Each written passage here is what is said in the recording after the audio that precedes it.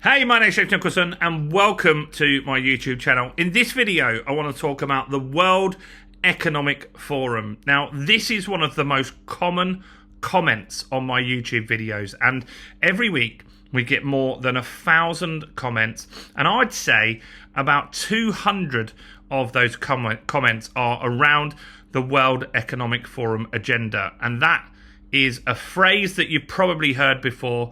You'll own nothing and be happy. Well, not me, but others may go along with this, and this is something that a lot of people expect could happen over the next few years. In fact, it's meant to all happen by 2030. So in this video, I'm going to talk about what I believe this means. Does it mean they're going to seize all your assets? Are they going to take your cars, your phones, your houses, your properties? And should you be worried about this? Well, watch along in this video. And if you're new around here and you haven't done already, do make sure you subscribe down here and hit the bell notification. We're on the way to 38,000 subscribers now. I appreciate everyone that does. And while you're here, let's get some views on this video, because I think lots of people want to know about this topic. So that's easy to do. Smash like, tickle like, do something to the like button down there. That helps with the YouTube algorithm. And lastly, share this video.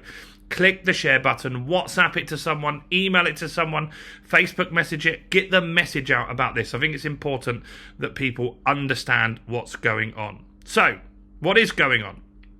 Well, the World Economic Forum, I did a poll on this a while back, and so this is something that I asked. I said, the World Economic Forum, you'll own nothing and be happy. It's one of the most common comments on the channel. So my question is, do you agree the government and the WEF want to implement this so you'll own nothing and be happy, or is it taken out of context from a speech? So if you look at this, yes, again, so the two yeses add up to 69%. 69%. So pretty much 70% of the people that watch my channel believe that the World Economic Forum do want you to own nothing and be happy. So that's interesting to see. Most people believe this is a thing. And so the World Economic Forum was founded by this guy, Klaus Schwab.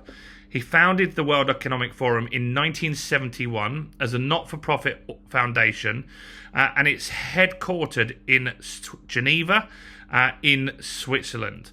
So it started out as the European Management Forum. So it's changed its name as things went along, because initially it was just for Europe, and now it's something that is used, and all the politicians that you know about are members of this or attend it. Keir Starmer definitely is. And it originally focused on helping European firms catch up with with USA management practices. And so Europe is behind at the moment. It's massively behind America. It's massively behind China. We have so much legislation and regulation in Europe. It really is slowing us down. Think of all the big companies. There isn't many that are new that started in the last 10 to 20 years that are in Europe. Most of them are in America. If you think one of the newest ones, OpenAI, that made ChatGPT, that's in America. Google, Facebook, Instagram, Snapchat, all of these companies, TikTok's out of China. There's nothing really happening in Europe. This initially was to help us catch up, and we're not really doing that at the moment. The forum engages the foremost political, business, cultural and other leaders of society to shape global, regional and industry agendas. That's the point of it, is to get people together and collaborate, or at least on paper, that's what they promise that they will do. Now, they have a vision for the world in 2030, and it's quite different to what you might think about. And so we'll go into detail on that. One of their things is that you'll own nothing and be happy. Now, some companies have started implementing this sort of stuff. Apple is a company that have some products that you don't own anymore. So I have an iPhone, but you can now get an iPhone on a contract for 2 years from Apple. Not like a normal mobile phone contract, a contract where every 2 years you get the latest iPhone, or even it might be yearly now, but there is some sort of product where they have. I don't do that. I buy my iPhone outright and then I sell it at the end of it and get the new one. But they do have that contract where you can just keep upgrading your phone constantly, so you never own it, and that's something that they're predicting could happen with things like cars. If you look at Tesla, for example, Tesla's new product that they launched in 2024 that's being manufactured and made at the moment is robo-taxis, and so they're looking to flood the market with driverless cars, so you won't even have Uber, and you'll use those to drive around, and you won't own the car. You'll just rent it when you need it. What they're also predicting is the USA won't be the world's leading superpower. Instead, a handful of countries will dominate. So bigger other countries will start coming through and having more power. Places like China, which you are seeing. You won't die waiting for an organ donor. Instead, they won't transplant organs. They'll print new ones. So their predictions are that as well. So some of this is good stuff. Like I know someone that has a kidney. And they had to wait for years to get the kidney initially, the long waiting list and stuff like that. And they're saying that now, rather than get one from a human, or where they've tried it with pigs and stuff like that and it hasn't worked, they're saying that we'll be able to make these and manufacture organs and stuff like that. That's something that they're predicting will happen. Also, they're predicting you'll eat much less meat. So one of the things on the WEF, the World Economic Forum, is the fact that they believe that cows produce so much methane that goes into the air and causes global warming. They're saying we could manufacture things like meat, or we'll eat other stuff, which I'm going to cover at the end.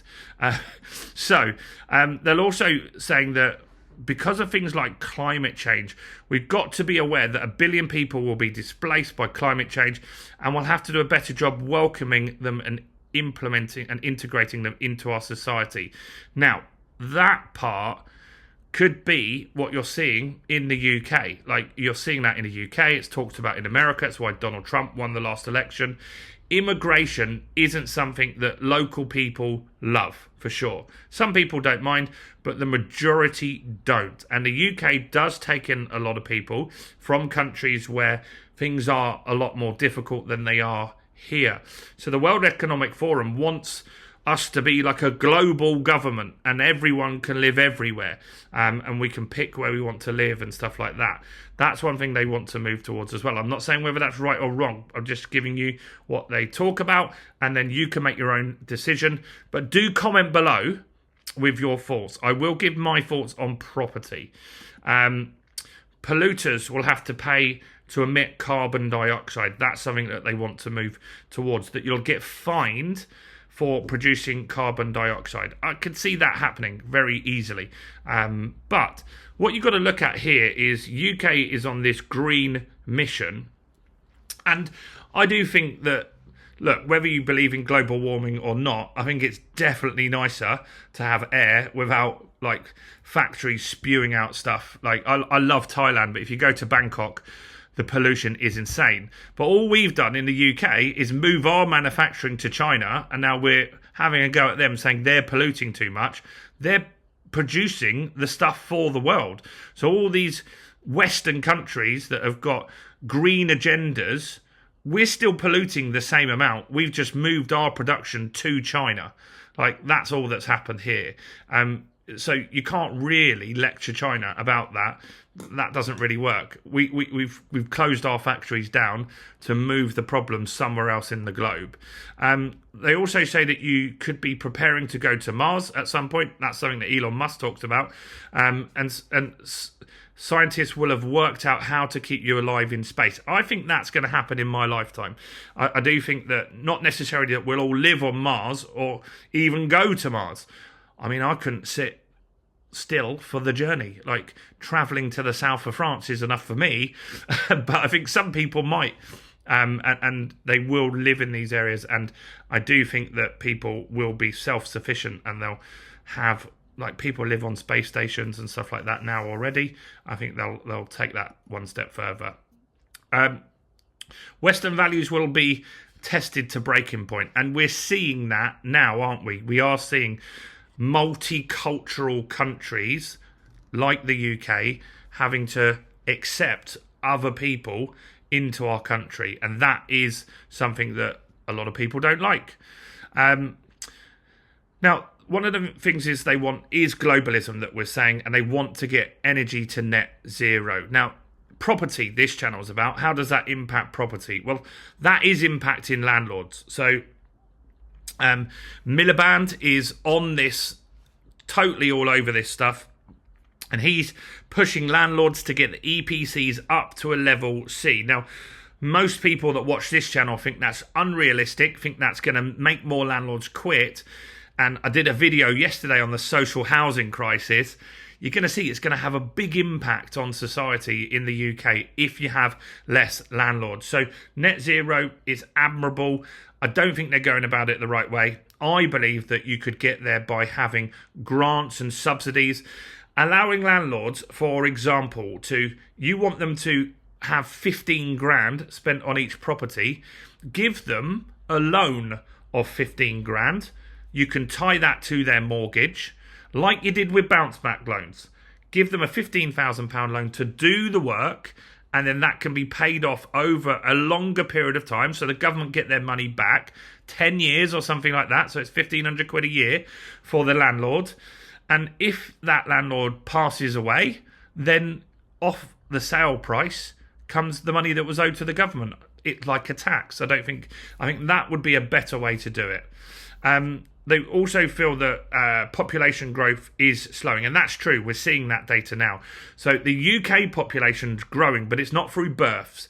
It's through immigration and people living longer. The birth rate is down in a lot of Western countries, especially China as well. Their birth rate, because they had the one-child policy for a long time, that's down, and that is going to hit their population. Look at Japan and see what's happening there. It is not looking good, and that is something that they want to address as well. They have a meeting every year in Davos. Everybody goes. They have regional summits, industry summits, and events all around the world as well. So this is a big thing. This is like a government. Like these guys are serious, and they do have a lot of control over lots of countries. Majority of funding is provided by the world's most significant business entities who join as forum members and partners to participate. Members include Apple, Google, Microsoft, Amazon, and many more. I gave you an example there of Apple, how Apple have these products like the iPhone where you don't buy it anymore. Now, they're not doing that for everyone, but it's there as an option. Think about Amazon. You don't keep the videos that you buy on Amazon. You've got Amazon Prime where you watch the videos. Like Netflix, you don't own stuff anymore. And that's what they're saying. You won't own anything and you'll be happy. You'll rent everything. That, to me, is terrifying.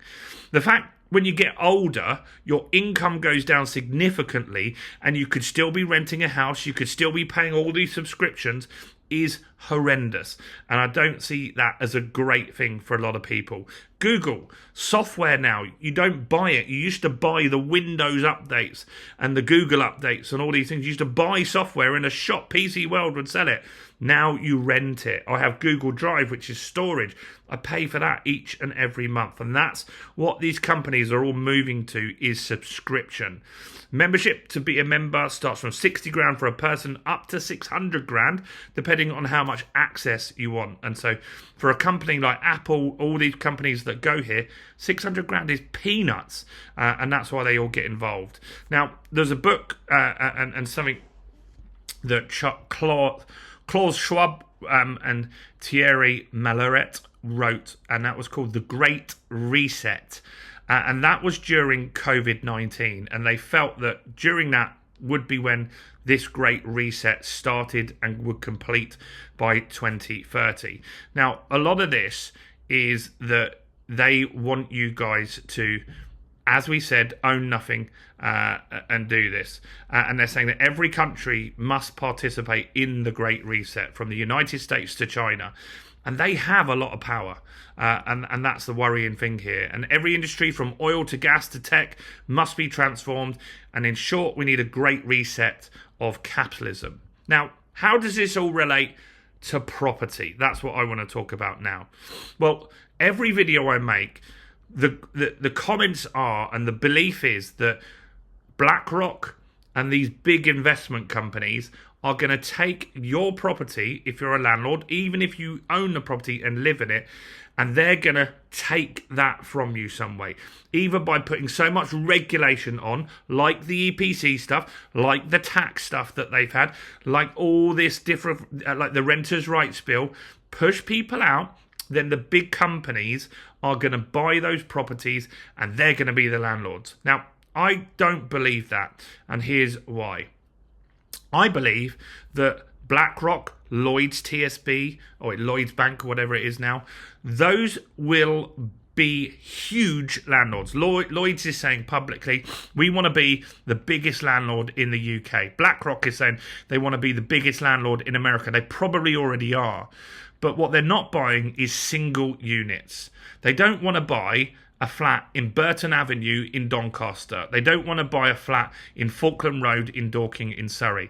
Because the flats I've got in Falkland Road in Surrey, there's 4 flats in the block. If they got 2 of those, they're not going to go to the shareholders meetings. They're not going to be talking about, do we paint the outside of this property? They want to own the whole asset. So if they're going to get flats, they're going to buy the whole block of the flat, not individual units. So individual units, I believe, will be here to stay for a long, long time. What they will do is build new properties. So Lloyd's are buying whole estates from Barratt Homes. Barratt Homes will build an estate with 200 homes. Lloyd's will buy that whole estate, all 200 homes, because that's easy for them to manage. Everyone's got the same kitchen. Everyone's got the same dishwasher. Everyone's got the same roof tiles. Everyone's got the same fencing panels. They're now the landlord, and to fix all those problems on 200 properties is easier than having 20 different properties, 20 different roofs, 20 different garages, different doors on stuff. When they own the whole estate and everything's the same, they can manage it really effectively, and that's where they'll come into their own. And they are buying these estates already, and those places they rent for significantly more than rent in other places, and that is what's going to push up rents.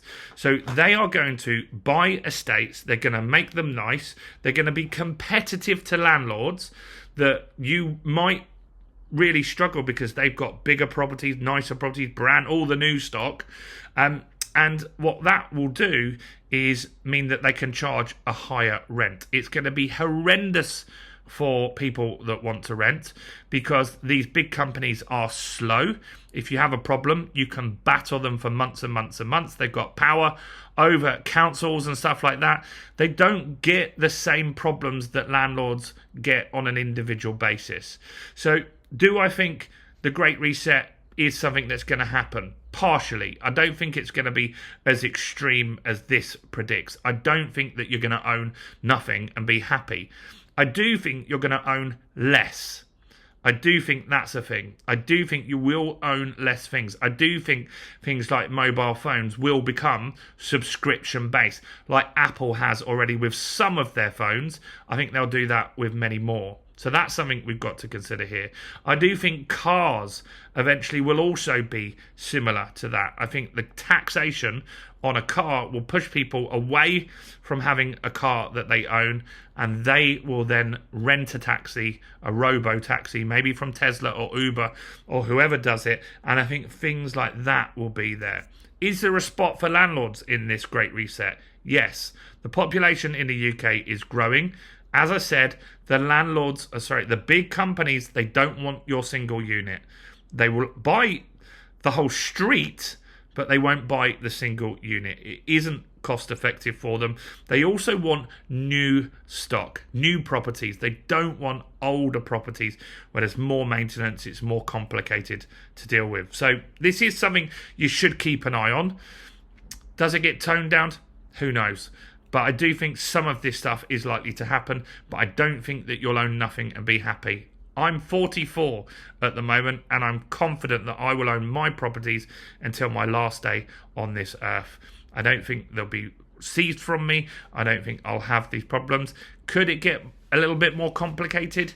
Yeah, there could be more legislation that comes out at some point, but I don't think that they're going to take stuff away. And I do think, because of the lack of social housing and properties they've got, that you will see this not be as bad as possibly it could have been. Let me know your thoughts, questions, observations in the comments below. Do smash like, do subscribe, share this video. Check out all the other content as well on my channel, including this video right here.